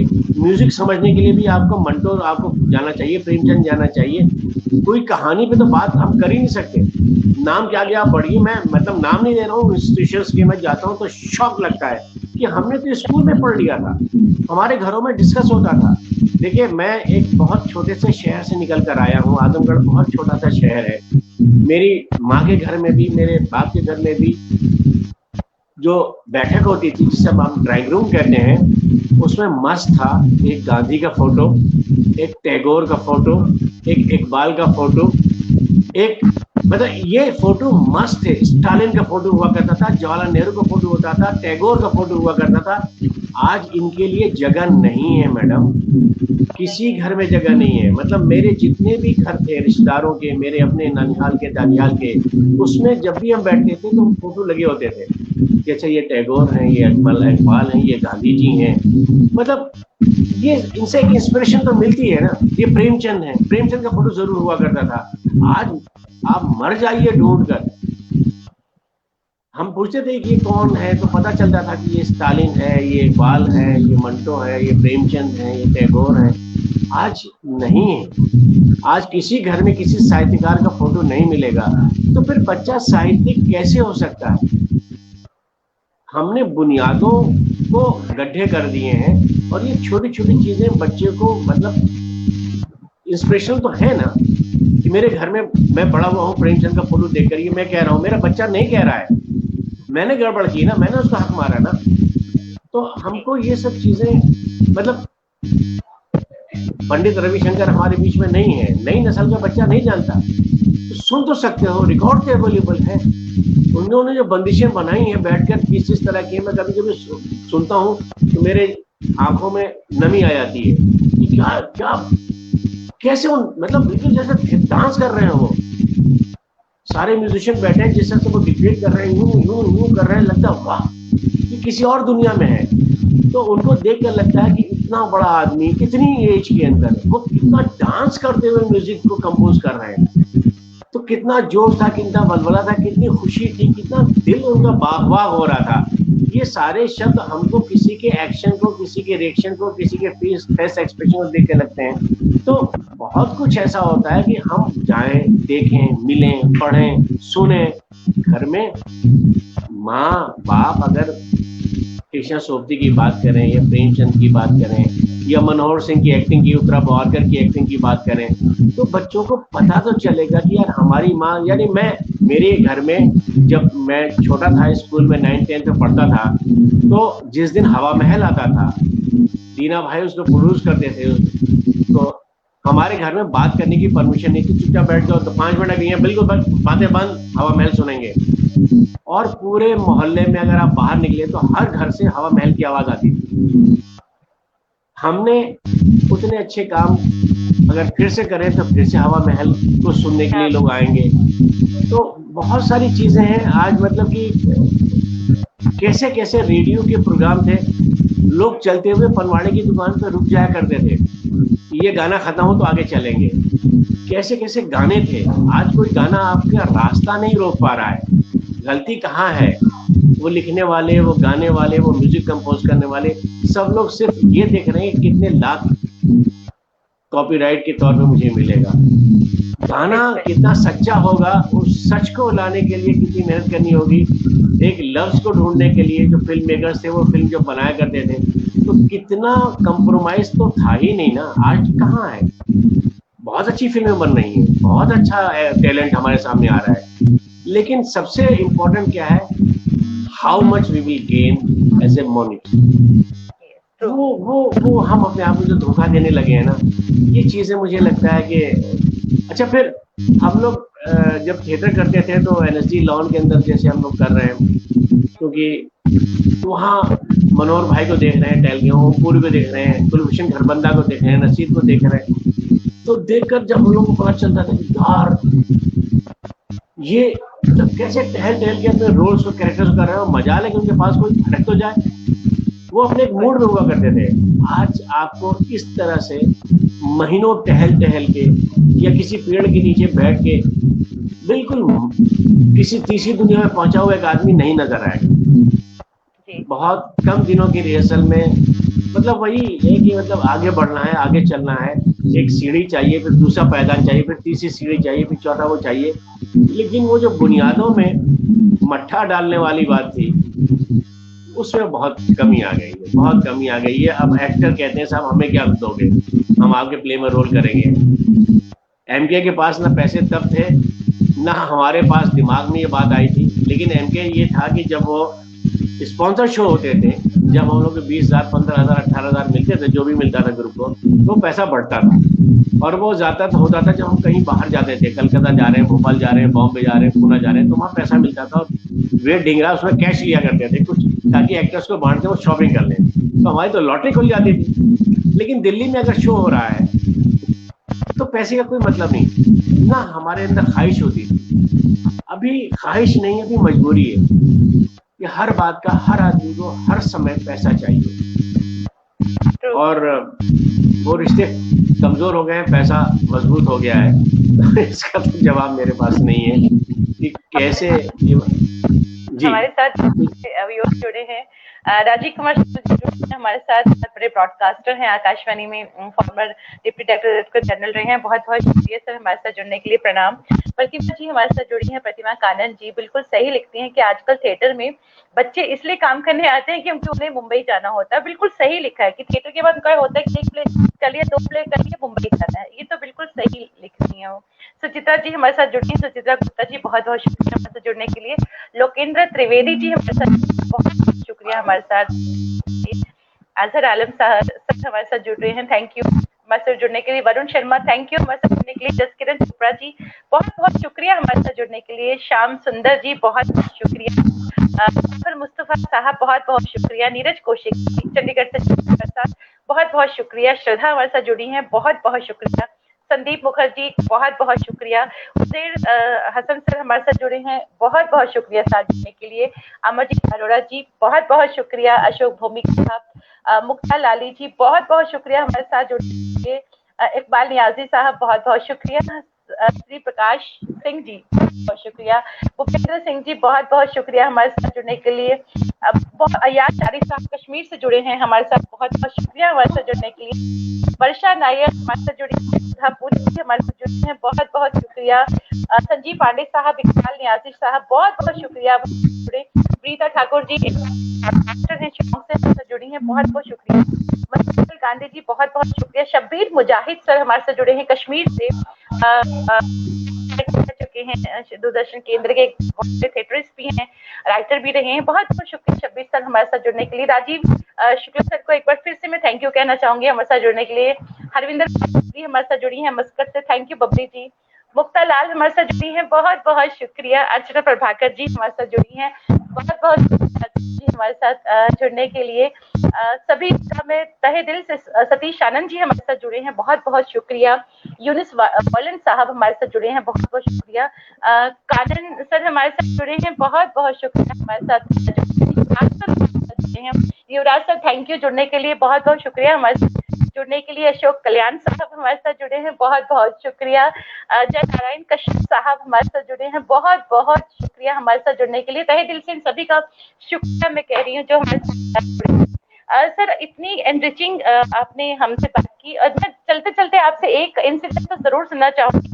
कबीरा बहुत इंटरेस्टिंग इंसिडेंट है, चलते चलते मैं चाहूंगी कि आप हमसे जरूर साझा कीजिए।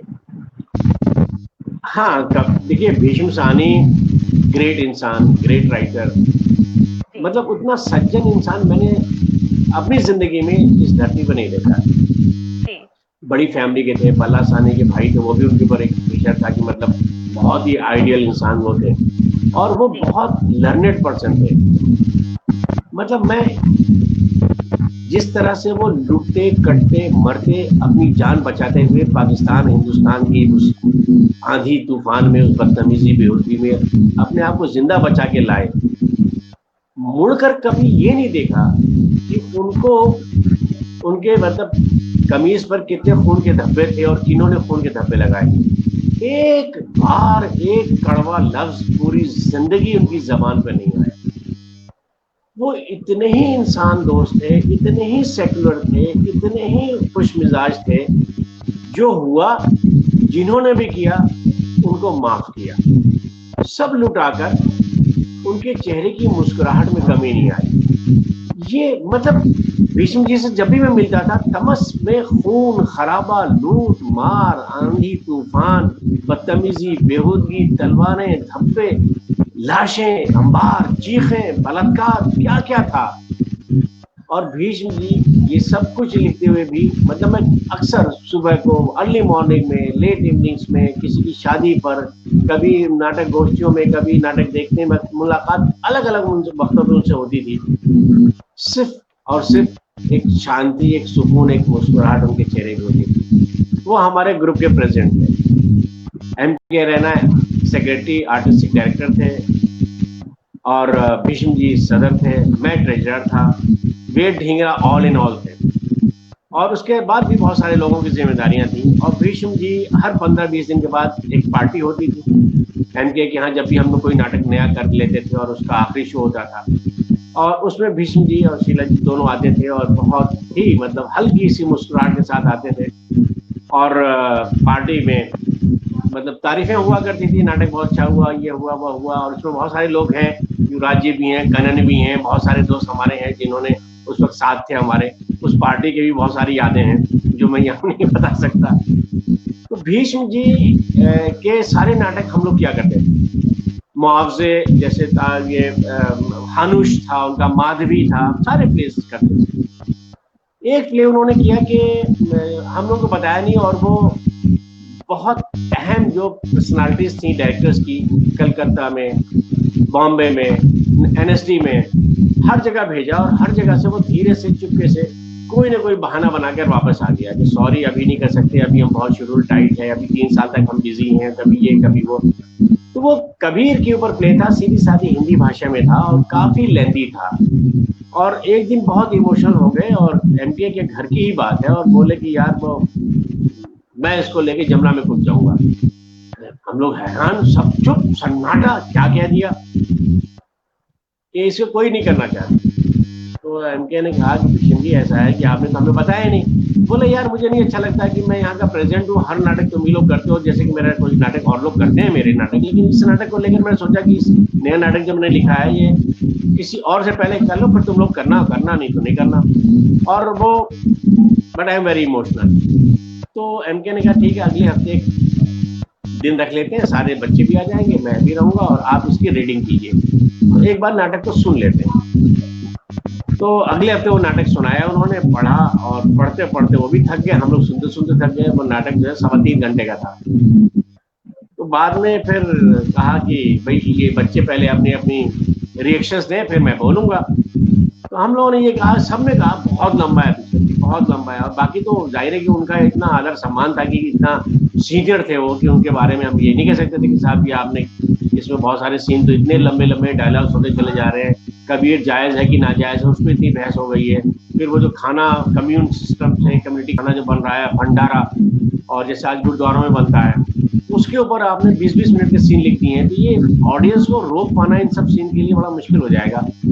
तो उन्होंने कहा यार जो करना करो। तो एमके ने कहा कि भीष्म जी आप नाटक यहीं छोड़ दीजिए, मैं करूंगा इसे, लेकिन आप कुछ मुझे कहेंगे नहीं, बुरा नहीं मानेंगे। मुझे क्या करना है, कैसे करना है, एडिट तो मुझे करना है, सीन भी मैं आगे पीछे कर सकता हूँ। हो सकता है आपने जो 7वां सीन लिखा वो सबसे पहला हो जाए। तो अभी मैं भी आई am not sure, I am not clear, लेकिन मुझे 2-3 दिन पढ़ने के बाद ये सब फैसले करूंगा, और उसकी रूपरेखा कुछ बदलेगी, तो आप उसके लिए तैयार रहिए। उनका यार जो करना करो, नाटक करता। भीष्म जी चले गए, तो एमके ने मुझसे कहा अनीस ये नाटक ले जाओ, उसको पढ़ो, और 2 दिन पढ़ो, तीसरे दिन हम मिलते हैं, यहीं पर बैठ के बात करेंगे। मैं गया और हमारी बहुत सारी बातें हुई। तो कह रहे कि यार तुम भोजपुरी भी जानते हो, पुरबिया भी जानते हो, तुम्हारी उर्दू भी ठीक ठाक है, और हिंदी ऑनर्स तुमने कर ही रखा है, एक ड्राफ्ट तैयार करो। तो मैंने कहा रैना साहब आप इसको थोड़ा एडिट कर दीजिए। कहना तो पहले कर ले, जो समझ में आता है कि ये सीन नहीं होगा उसको तुम कुछ करना ही मत, छोड़ देना। एमके के एक हेल्पिंग हैंड थे घर में, सर्वेंट नहीं कहूँगा, योगराज, और वो एमके के बच्चे हो गए थे, उनको नाना कहते थे, he was a family member. नाना नानी, उनके बच्चे वहीं पैदा हुए, बड़े हो गए। और नाना नानी जो थे वो बहुत ग्रेट थे और दोनों गोरखपुर के पास के रहने वाले थे, तो भोजपुरी प्रबिया उनको आती थी। तो पहला ड्राफ्ट लिख कर लाया और मैंने नाना को सुनाया, हंसराज को। मैंने कहा नाना ये नाटक है सुनो। अरे भैया तू तो बहुत बढ़िया पूर्विया बोला था, तुम्हें कहाँ से आई? तो हम क्या, हम आजमगढ़ के हैं, तो हमारा त्योहार जो है इलाका एक का है, तो हम जाना था ही कैसे लिखा जाए। क्या एकदम ठीक है तो है। तो उसमें हमने ये किया कि कबीर के जो साथी थे, जो हमारे यहाँ एक अजीब सी चीज है, पूर्व में, पूर्वांचल में एक ही गांव में 2 भाषाएं बोली जाती हैं। बहुत ट्रेजिक है, बहुत तकलीफदेह है, लेकिन सच है। हिंदू की भाषा अलग है, मुसलमान की भाषा अलग है। एक ही मोहल्ले में, एक ही गांव में हिंदू जो है वो भोजपुरी बोलता है, मुसलमान पूर्विया बोलता है। तो कबीर के जो हिंदू साथी हैं वो भोजपुरी बोलेंगे डायलॉग, और जो कबीर के मुस्लिम साथी हैं वो पूर्विया बोलेंगे। कबीर के उस प्ले के अंदर जो मौलवी है बड़ा खतरनाक किस्म का, दारोगा है मुसलमान बहुत खतरनाक किस्म का, जो बादशाह इब्राहिम लोधी का साला लगता है, ये पर्सनलाइज उर्दू इनकी जबान में कर दिया गया। काशी नरेश, अखाड़े के महंत, साधु संत, ये हिंदी जो की संस्कृत हिंदी कर दी।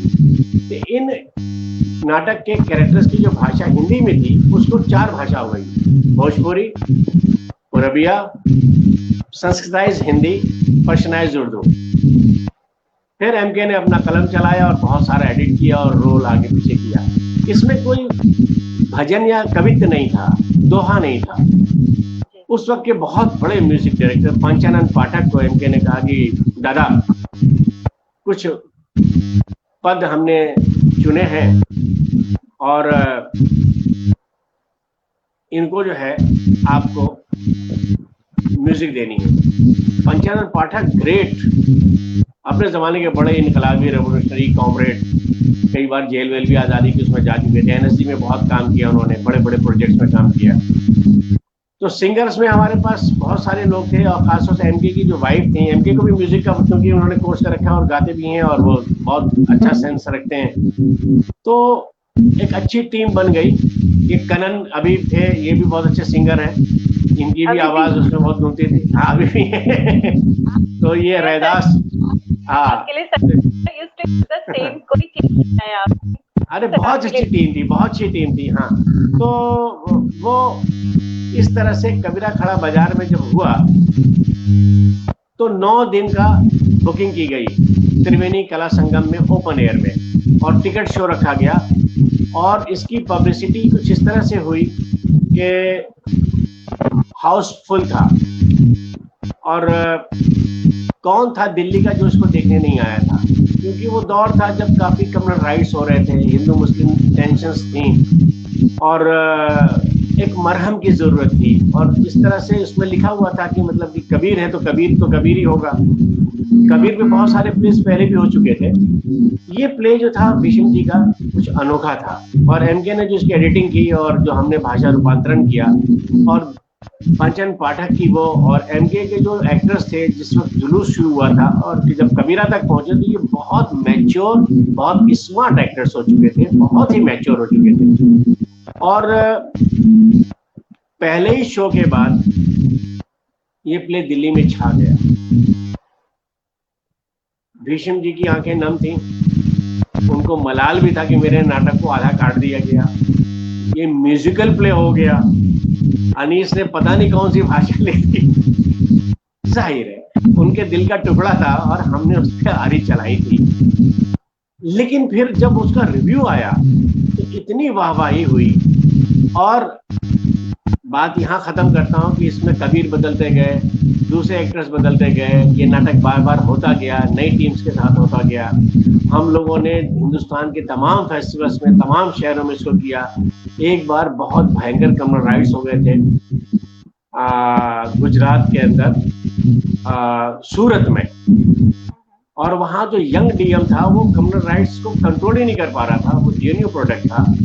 उसने एमके से कहा कि इस नाटक को लेकर आइए और कर्फ्यू के अंदर नाटक करेंगे, बाई फोर्स गन पॉइंट्स से पब्लिक को बाहर निकालेंगे कि नाटक देखो, लड़ना छोड़ो। आधी रात को पूरे मोहल्ले में सड़क के इस पार हिंदू आबादी थी, इधर मुस्लिम आबादी थी, उनको सायरन बजाया गया और कहा घरों से बाहर निकलिए सब लोग।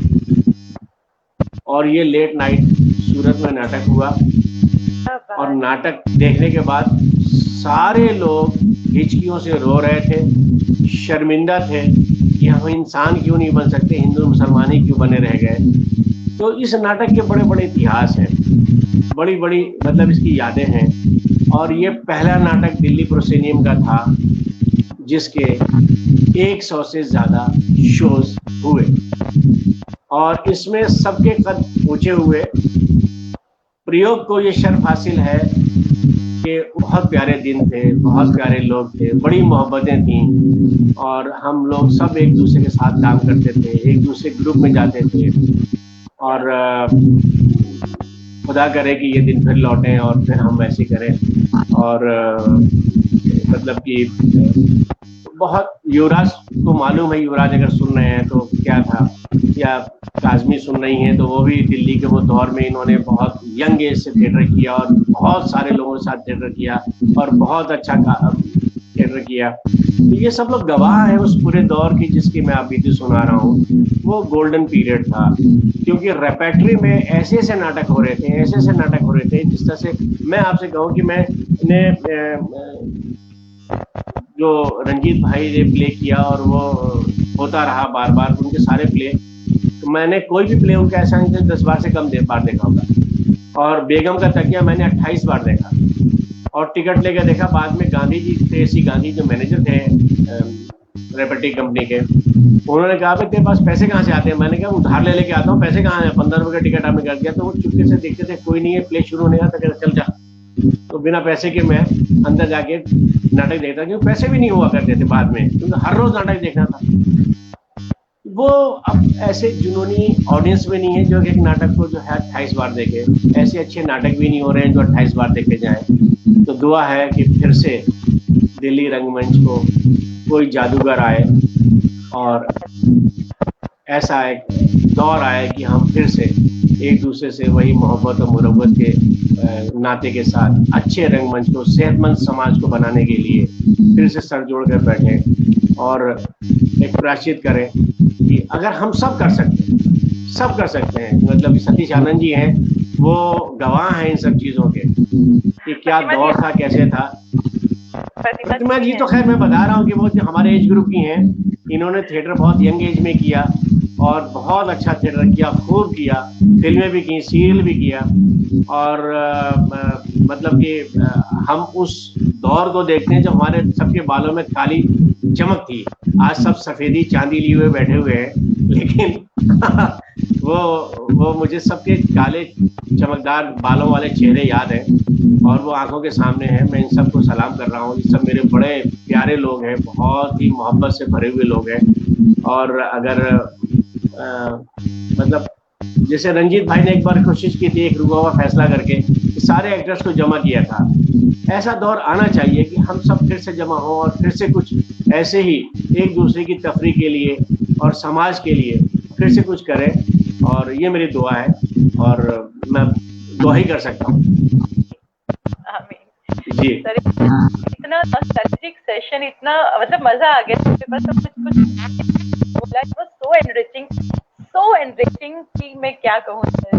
बस यही कहूँगी कि सर बहुत बहुत शुक्रिया, तहे दिल से शुक्रिया कि आप यहाँ इस रूबरू के मंच पर आए, शख्सियत में आप आए और आपने इतनी नॉस्टैल्जिक बातें हम लोगों से शेयर की। सर बहुत बहुत शुक्रिया आपका। मैंने तो बहुत मामूली बातें की और मैं शुक्रगुजार हूँ रूबरू का और काजल जी आपका कि आपने मुझे इस काबिल समझा, बुलाया। बहुत बहुत शुक्रिया आपका, बहुत शुक्रिया।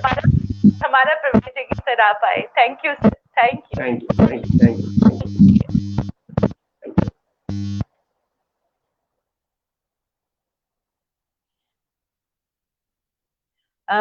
सभी व्यूअर्स का बहुत बहुत शुक्रिया कहना चाहूंगी कि एक सपोर्ट देने के लिए, एक्सटेंड देने के लिए आप सभी हमारे साथ जुड़े रहे। दिल से सभी का बहुत बहुत शुक्रिया। और कल हमारे साथ जुड़ेंगी, कल शाम को 7 बजे शख्सियत के अंक में हमारे साथ जुड़ेंगी, मीडिया कम्युनिकेटर है, रंगमंच से जुड़ा हुआ एक बहुत बड़ा नाम है।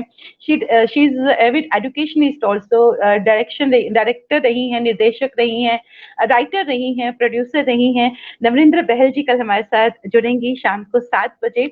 तो रहिएगा हमारे साथ और इस तरह से हम एक बार फिर से सपोर्ट दीजिएगा, स्टैंड दीजिएगा, हमारी हौसला अफजाई कीजिएगा। बहुत बहुत शुक्रिया हमारे साथ जुड़ने के लिए सभी का, तहे दिल से शुक्रिया करना चाहूंगी। कानन सर बहुत बहुत शुक्रिया आपके इतने खूबसूरत कमेंट्स के लिए। जस किरण जी, सभी जितने भी हमारे साथ व्यूअर्स जुड़े हैं, मैं तहे दिल से उनका शुक्रिया अदा करना चाहूंगी। और गुजारिश की कल एक बार फिर से हमारे साथ जुड़िएगा। तब तक के लिए नमस्कार एंड शुभ रात्रि।